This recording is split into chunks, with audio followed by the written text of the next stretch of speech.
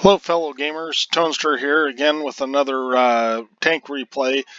This is in my Sheridan, and I wanted to show you this. This is only a first class, but I wanted to talk a little bit about this tank because, of course, I tell people I'm purple because, you know, I painted the turret purple. But anyway, I don't really care for this tank. It's huge. I mean, you look at it next to all the other tanks, and it's about the same size. Whereas the T100 LT is tiny, hard to hit, and it has pretty good armor, and it's fast.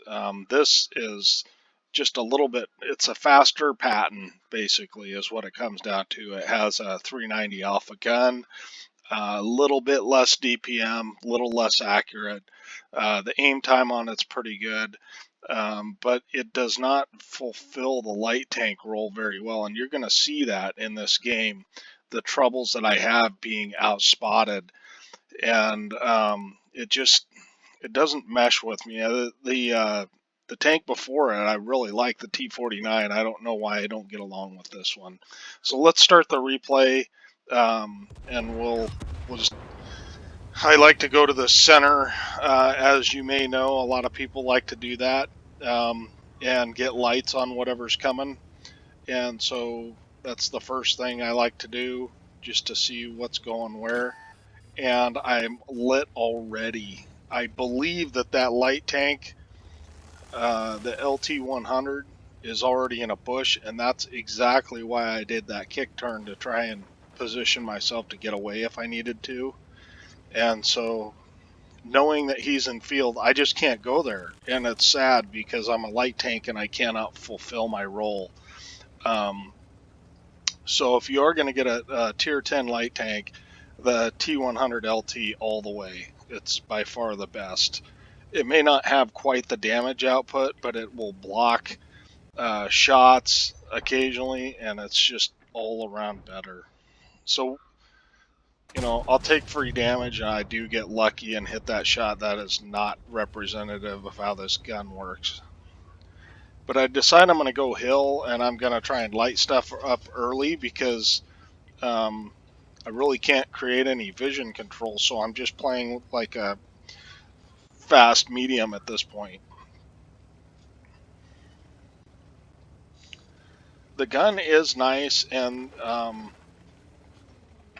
it's, I don't know, it's the gun's decent, but because you get penned, no matter where people hit you, it makes it a very tough tank to play, and it's flipping huge. I mean, look at it. So now I get the bright idea, use the bush, you know, come on, play like a light tank. And so I use the bush, and then I don't get spotted. And then it occurs to me, you know, this 1114 is in the wide open. Why don't I take a shot at him? So, and I should have relit him before I did that, but I believe that I did hit him there because he is down health. And so I can't really stay here much longer because I know. So we took a fair amount of health off that guy, but I can't stay there. Once I'm lit, I have got to go. And I do faff around on this hill a little bit too long. I'm lucky I didn't take damage, because anybody that sees a light tank up here is going to shoot at it because it's guaranteed damage as long as they connect. So, particularly with this light tank. So, taking a low percentage shot on that Conqueror, and this is just, it's a waste of time. It really is.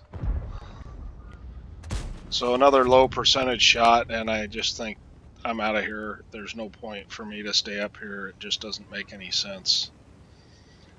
So I'm hoping, I see the T10 is in our base, and I'd like to get down there because I'm wondering if there's other people in that field at this point pushing, and maybe we can turn this game around, because it looks like we're going to lose hill to me. So I was just trying to shoot away the cover, but it didn't shoot it all the way away. It's fine. Someone else takes them out. So what's nice is this leopard and this Patton both realize what I'm doing, and so they're game to help, which is fantastic. I mean, that's great. You know, they're using their mini map to figure out what to do. Because if you look at the hill right now, it does not look promising.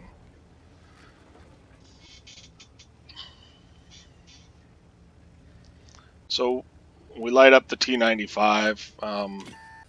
Why he's crossing the middle of a field, I don't know. Well, someone takes 1,000 damage, and it must be that JPE. So once I get lit, once again, it's fall back, see what I can do.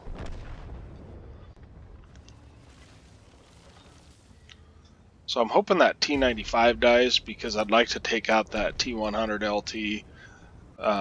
He's on semi-low health, and now he's just a little more than a 2-shot for me, and I feel comfortable that I've got plenty of health that I can take the hits if I need to.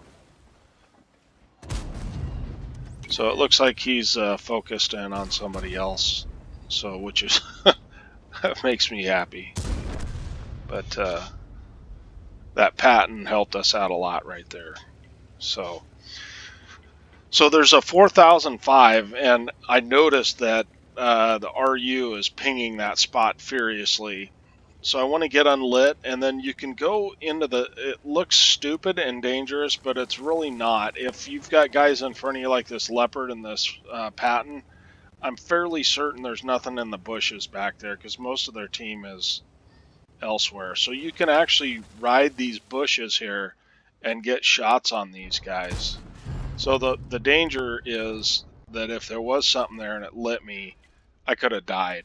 But beings where the Patton and the PTA are, I feel comfortable that everything's going to be fine. So I will say that this is not the accuracy that I'm getting here is not indicative of typical accuracy on this tank. I'm getting extremely lucky, basically. But again, anywhere the turret on that FV4005 has 14 millimeters of armor, so anywhere I hit on that thing is gonna pin. So there's that too. So it looks like we've turned this game around. You know, they did win the hill, but normally I don't like to go this direction, but in some cases you don't have a choice. You know, you have to take what's given to you by the enemy. And I felt like this was action-packed enough to kind of keep people's interest, um, even though we're doing a lot of chai sniping. But this is not a tank that you want to be visible for very long at all. And there's their arty. So that is basically the end of the game. But if you look, I mean, it doesn't look like it, but we ended up doing 4,500 damage and maybe a blind shot, and then 3,700 assists. So it turned out to be a good game, and where we were overmatched. What the key moment for me in my mind is taking out the T100 LT.